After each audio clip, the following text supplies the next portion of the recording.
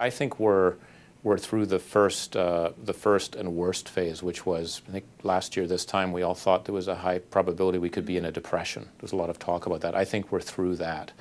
And to cut right to the chase, I think we're in a period of sober optimism. And so, you're just getting a gradual recovery, but the view is the recovery is going to take quite some time to get back to where we were in 2007. So I think, number one, it's a different place than we were 12 months ago.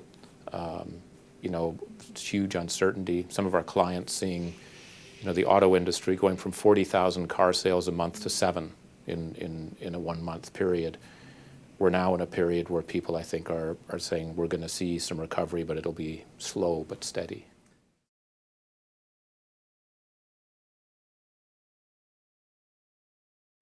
Asia has come through this crisis in a much different and frankly better position than the rest of the world.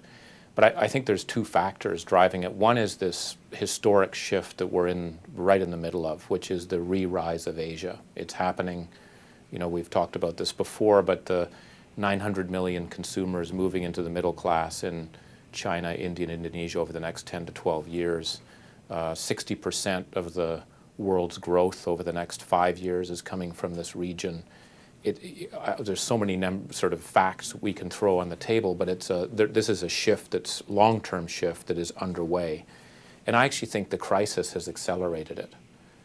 People have realized that there is now a very large domestic market in Asia that has to be served, and governments in those Asian countries are realizing they can no longer export to the U.S. consumer, which has driven everything. They have to stimulate their own, and so the acceleration is because of that shift that's occurring, the stimulus that's going on, which I think is why we're going to see an accelerated rise. So first point is we're in the middle of I think a very, very profound historic shift in time Asia is moving through.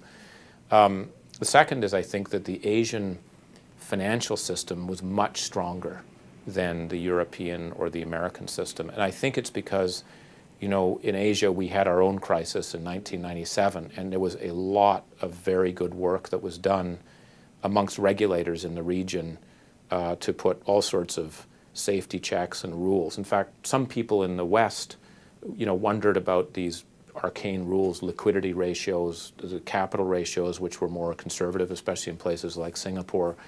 But that's allowed the system to be able to absorb the shocks that were hit in a much better place. So I think it is in much better shape.